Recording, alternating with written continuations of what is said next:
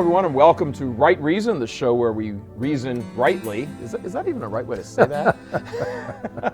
Where we really talk about cool stuff and how you figure all this stuff out with your brain and all of that. Dr. Charlie Rice, how are you? I'm Mike. Good. Professor Emeritus, University of Notre Dame Law School, and the probably the most respected scholar in the country. Keep going, keep going. With all of this. So you're very humble, too. Yeah, right.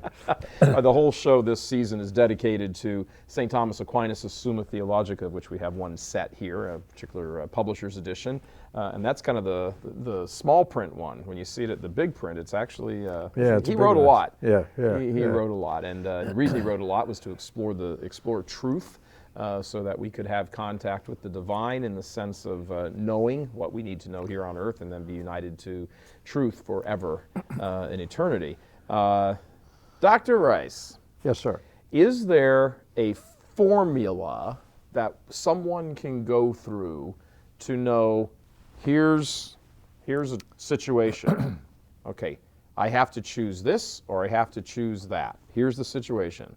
Is there a formula someone can go through step by step to determine this is moral or this is immoral Pretty much so, yes. Yeah, okay. All right. I mean, you start out with the fact that we're talking about right or wrong, and we're talking about, basically we have to be talking about God. Okay. All right. And the what's the formula that you go through? Well, the natural law is, the man's participation of the eternal law. That is, it's the imprint on us of God's eternal law. We got messed up at the, in the Garden of Eden with original sin. And the Ten Commandments were given to us later by God so that we would know with certainty what is required by the natural law. So the first step in trying to decide whether something is right or wrong is not what do I think about it, what does God think about it? All right? How do we know that? You look, well, you have to come to grips with reality. I mean, you have the Ten Commandments. First of all, you got to come to grips, as we will in the next session probably, or the one after, with the question of God, right? But you say, okay, how do I know what God wants? You have the commandments, but those leave room for interpretation, and you have to apply them to particular situations. So then the great benefit we have is that Christ is God. And Christ not only redeemed us, he left us the church, which is his body on earth. And as Pope Paul VI said, Jesus Christ lives in and teaches through the Catholic Church. So your next step is to say, well, is this action I'm proposing treated by the church? Has the church told me anything about this? And if it has, virtue is, obedience is a virtue. And if we have the magisterium of the church, which is the teaching authority of the church, that's what you look to, all right? Now, parallel to that is the question of how can you otherwise reason to this sort of thing? And in the last session, we talked about the inclinations, where St. Thomas said that the 5 basic inclinations of human nature we know to be good. Those inclinations are to seek the good, to preserve yourself, preserve the species, live in community, and know and to choose, to use your intellect and will. And we make judgments from that. Theft is wrong because it's contrary to community. And we know that through reason. If we're in doubt about something, we have the teaching of the church, which is an aid to conscience. As Cardinal Ratzinger, now before he became Pope, said it's recalling to us anamnesis, the remembrance of the way things were before the fall. And St. Thomas said conscience is an act by which we judge the rightness or wrongness of an action. So you do that, and you use your conscience And your conscience today in our culture is trivial, because the way our culture looks at conscience, it's just your decision as to what you want to do. Right, right. And it's just my decision. You can't tell me my decision is wrong, because nobody knows what's right or wrong. Just based on my feelings. My feelings, exactly. And it's essentially trivialized. So let me ask you. Yeah. We're going through this. Let's take something like that's relatively contemporary. The HHS law, the mandate. Healthcare mandate. The healthcare mandate. How does an employer, what does he work through, or what does she work through, and she looks at a law and says, something in this is, I'm intuiting something's wrong here. Right. I don't have a PhD in all of this or whatever, but I look at it and say, this is asking me to do something that I don't think is right. So how does the person approach this and Good. make a moral decision? Yeah. The crucial issue there is cooperation. Okay. Cardinal Raymond Burke addressed this question, and he said that the bishops, he applauded them for resisting this mandate. But he said they're really doing, and they would agree with me, he said they're really doing only what they should be doing. Mm-hmm. Because what this does is require them to cooperate in evil, in being more than a material cooperator, a formal cooperator in evil, the evil of contraception or abortion. Mm-hmm. And this becomes part of your conscience question. If you're talking about an action of yours, is it right or wrong? Well, if you in that action are cooperating with somebody else's evil, you could have a problem. All right, how do you break that down? Right. Cooperation can be two types. Mm-hmm. One is material cooperation, the other is formal. Okay. Take the example of the guy who works in the gift shop of the hospital where they do abortions on the 14th floor. And you come up to him and you say, hey, George, why are you working here? Mm-hmm. I says, hey, I don't want to, but I got to support my family. It's the only job I could get. Now that's material cooperation. Meaning the matter. Meaning that it's, that he is actually, he's actually facilitating it, mm-hmm. but in a very remote way. Right. And material cooperation is very factually oriented. Mm-hmm. Depends on the facts. Right. If the question were the nurse in the abortion room who was handing the curette to the doctor, that's material it's not cooperation. Yeah, but as John Paul said, that's formal cooperation. Now, formal cooperation is where you cooperate, where your action facilitates and helps the bad things somebody else is doing, right? And you either intend to help that, mm-hmm. or you are part of it. Right.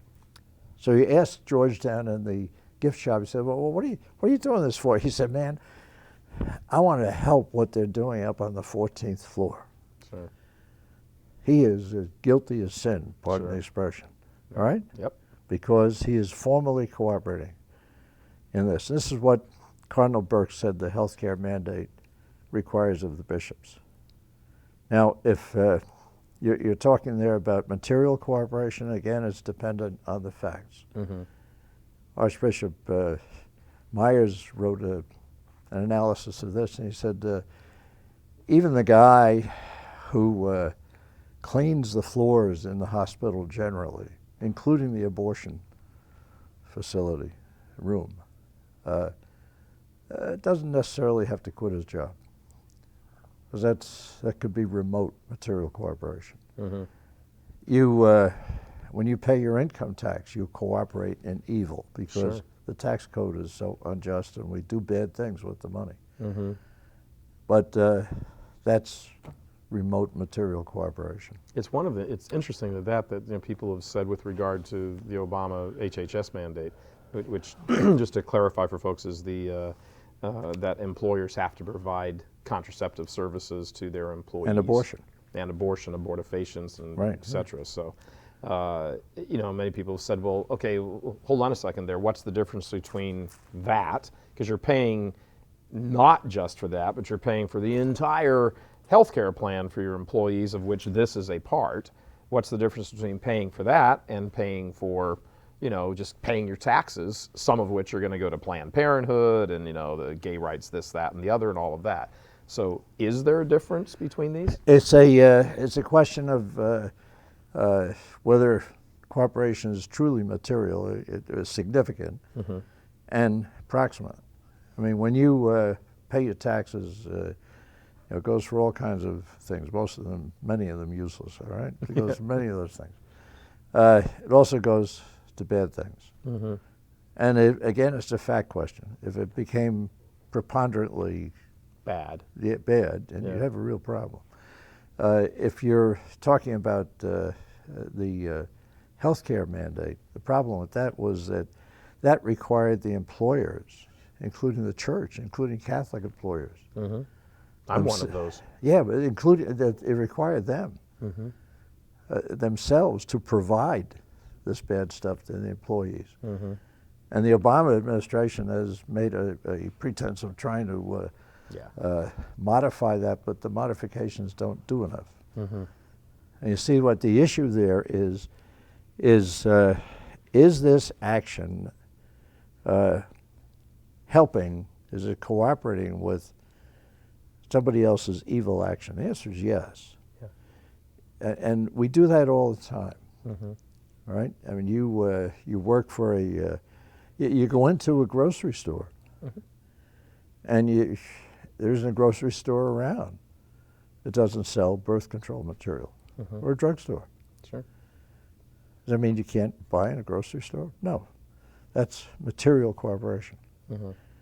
If, on the other hand, it said, hey, I got to go down to Martin's or whatever, why? Because they sell birth control stuff, and I want to patronize them. Right. Now you're into formal. That, right? Now you're into formal cooperation, right? Right? So you make that judgment. So when a law comes up like this, because we're all fun about calling it Obamacare and stuff, but it's the law. Here's a law now, and as Obama said, hey, the debate's over, guys. It's a law. Well, until the Supreme Court the law. does If you're a legal positivist, legal positivism is based on relativism, and it says since nobody can know what's right or wrong, we can't criticize the enacted law as unjust. Correct. Hans Kelsen, the leading positivist of the 20th century, said he couldn't even criticize Auschwitz as unjust, because he said justice is an irrational ideal. And if that's the case, then whatever the law decides is the law, and we have no excuse, we have no defense. All right? But in terms of the Christian view, the Catholic view, and the basic moral view, I mean, if the law is an unjust law, there are two ways it could be unjust. One is if it's contrary to human good, because it's beyond the authority of the lawgiver. Mike Voris said, on behalf of the People's Republic of Ferndale. yeah. I've just declared, Church Militant TV has just declared war on France. All right, this is beyond your authority. Or if it's oppressive or unequal, you are not required to obey it unless a greater evil would result. That's why you have to pay your income tax. On the other hand, if a law would require you to violate the divine law, if an army doctor, if there were no conscience clause and an army doctor were ordered to perform an abortion, St. Thomas says he must refuse. He didn't talk about an army doctor, but he said that if a law would require you to violate the divine law, you must not obey. Right. And asking whether it would require you to violate the divine law brings in cooperation. That's why Cardinal Burke said the healthcare mandate would require the bishops and others to violate the divine law. They must disobey. All right? And that's how you make that judgment. I mean, this Rosa Parks, for example, was confronted with an unjust law. She, disobeyed. Did she have a right to disobey? Yeah. Was she required to disobey? Was she? That's an interesting question. If she, if she weren't required to disobey, then she was heroic. And then it becomes a question of whether her disobedience would cause scandal or disturbance, a greater evil. So we'll get into this stuff later. Yeah, we will, because we're out of time now. Yeah, I know. That's fascinating questions. Oh, yeah. The law comes along and it's sort of shrouded in, Yeah, but these are the tools you use to analyze that's it. No, they can all be understood and taken apart, and you can arrive at the truth. That's exactly right. In some cases that comes easy. Sometimes you have to use your noodle and do what you got to do. Right. Excellent. Dr. Rice, thank you very much. Right. Once Thank again, you. wrapping up here for this week's version, our edition of Right Reason, installment of Right Reason. Michael Voris here. Be sure and join us next week. Dr. Rice will be here. Again, we're going to get into some God stuff also here. Not that we haven't been into God stuff so far, but directly into God stuff on some upcoming shows. So stay with us. Thanks very much for joining us. Michael Voris again for ChurchMilitant.tv and Right Reason. God love you.